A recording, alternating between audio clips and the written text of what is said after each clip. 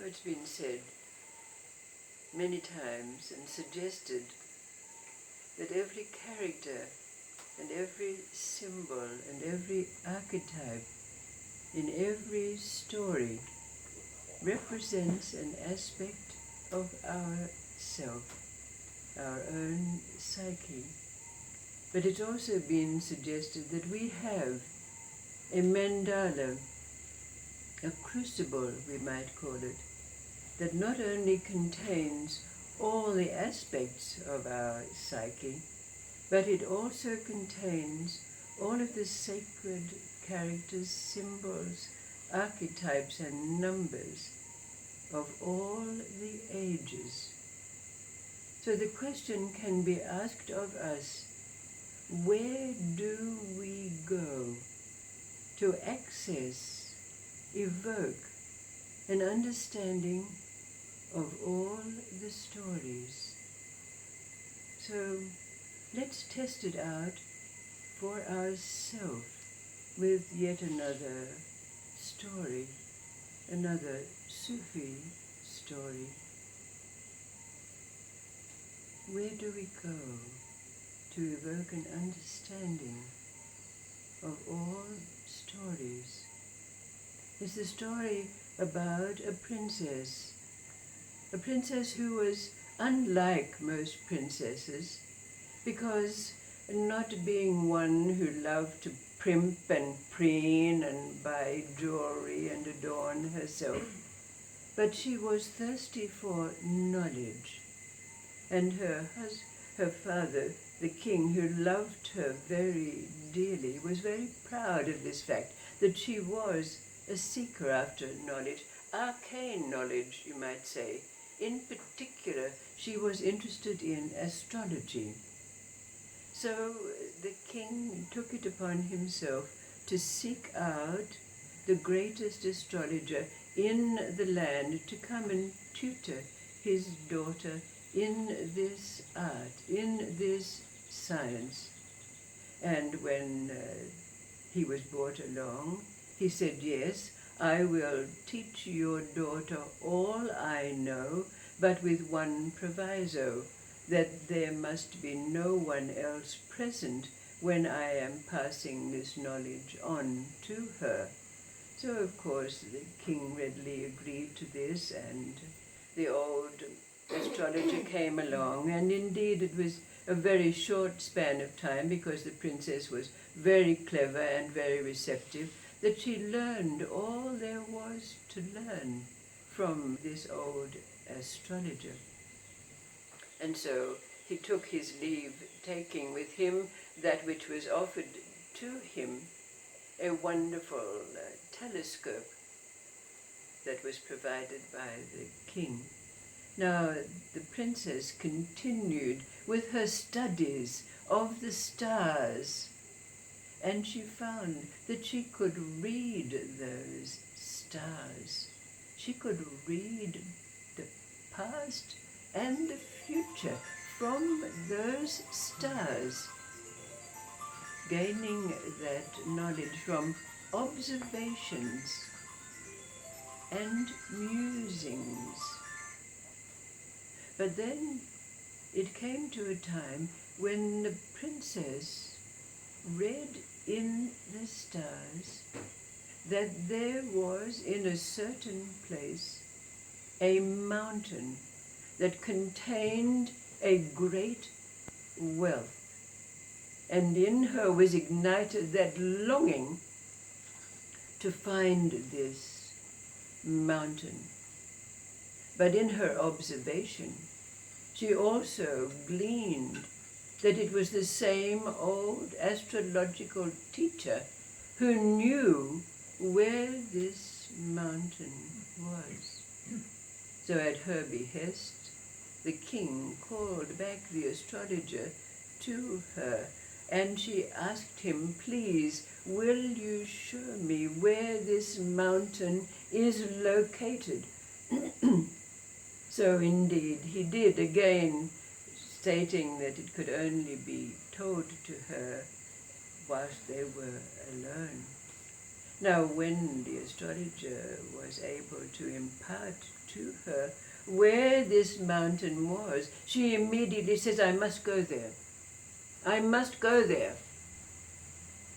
Let's go now.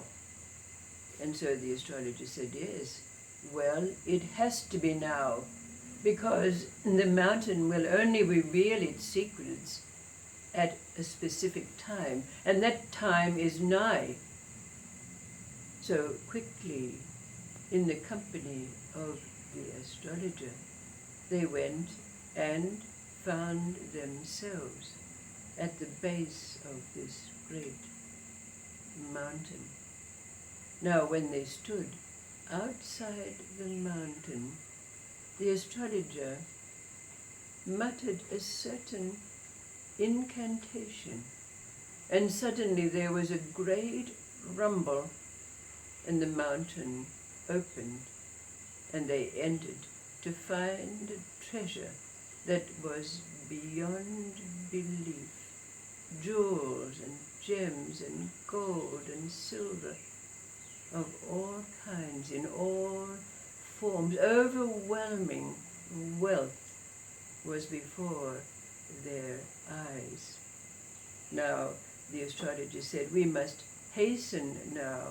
You can look at all of these treasures, but we must leave at a certain time when the moon is nigh, because the mountain will close and leave us entombed. And although the princess was totally taken with all the treasures, particularly one that caught her eye was a shell, a conch shell, beautiful, glistening, opaque. But quickly the astrologer said to her, come, the time is nigh for us to leave. And so they did. But when the princess came back to her palace, she could not forget this shell. It stayed with her day and night. And so she thought to herself, and took it upon herself to go to the mountain by herself. And being attentive as she was, when she came to the base of the mountain, she had remembered the incantation spoken by the old astrologer. And when she spoke those words, there was the rumble, and the mountain opened, and she entered. Again, as she looked around at the wonder, seeking out the shell, she found it, and she lifted it to her ear. And as she listened, she could hear all the sounds of the universe, far and near. And she turned it every which way and that, hearing the different levels from the different dimensions, near and far, within and without. But time passed so quickly that before she knew it, as she went to depart from the mountain, the rumble was heard, and the aperture closed, and she found herself entombed inside the mountain. Now she wondered what she could do. She tried using the incantation from the inside, but it didn't work. But she cried out, and her cries could be heard outside. So when time passed, and she didn't return to the palace, and there were those who were sent, they could hear her inside. But nobody could enter, even though the king sent his soldiers with picks and axes to try to break down an opening to let the princess out. And the days passed, but fortunately she was able to find within the cavern a stream which provided her with water, and somehow there was within that great mountain a carob tree that provided food for her. But the king sent out criers all over the land to try to find some means of releasing his beloved daughter from the mountain. And it so happened that there was a young man of quite poor upbringing, but a very wily and intelligent being, who called him Yusuf. Now Yusuf, when he was out and about, because he was a gatherer of sorts and made his living in this way and that, he happened to hear of the fate of the princess, and he thought to himself, I'm going to try to release her. I don't know how I'm going to do it, but I'm going to try. But as he was wandering around the marketplace where the emissary had made the call from the king, Yusuf saw an old woman who was selling one of those ancient instruments called an oud, one of those old three-stringed instruments. And somehow he was drawn to it, and with the few pennies he had in his pocket, he offered them to the old woman, who whispered to him, you have made a very sacred purchase, but remember, it is magic, and its sounds can only be evoked from strings made of gold. Now, Yusuf purchased the oud, not knowing where he could find golden strings, but trusting and knowing that something might happen. And so it was, because when the princess had entered the mountain, she had not realized that her golden gown had caught on a thorn and extracted one of the gold threads from her garment. Now, Yusuf took his oud, and in fact he carried it with him when he went to the mountainside, and of course there were a lot of people gathered there, as they did in the daytime, all hoping that they could find some way to release the princess. But the evening came, and as was usual, all of those people departed, leaving Yusuf standing outside. And then, in the moonlight, something glistened, and he saw a gold thread.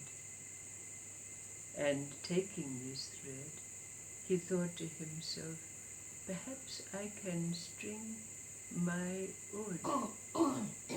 And so it was. The thread was just long enough to make the 3 strings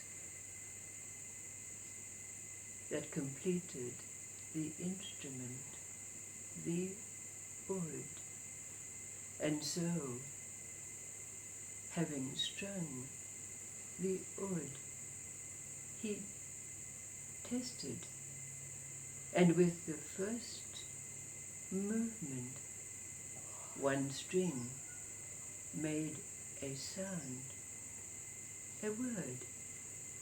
The second string, a sound, a word.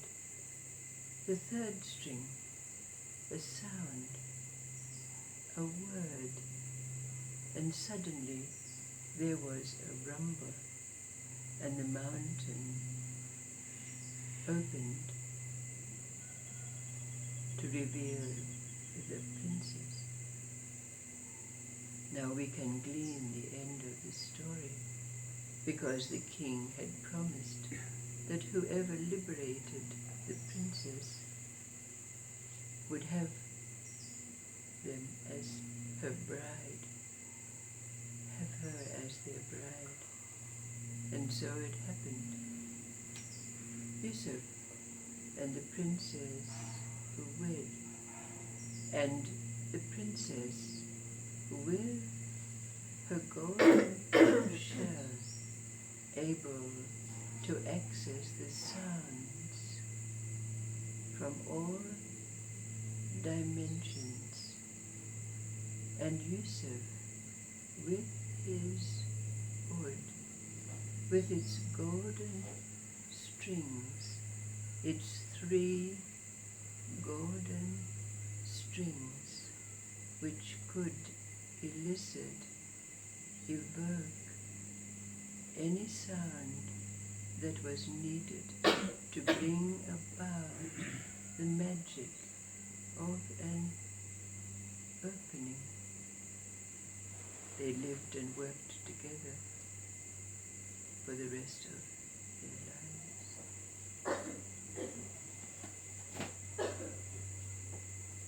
A story filled with characters, sacred symbols, numbers, archetypes. Where is it in us that there is understanding, knowing of its deep meaning? Where do we go to find this sacred mandala, this sacred crucible?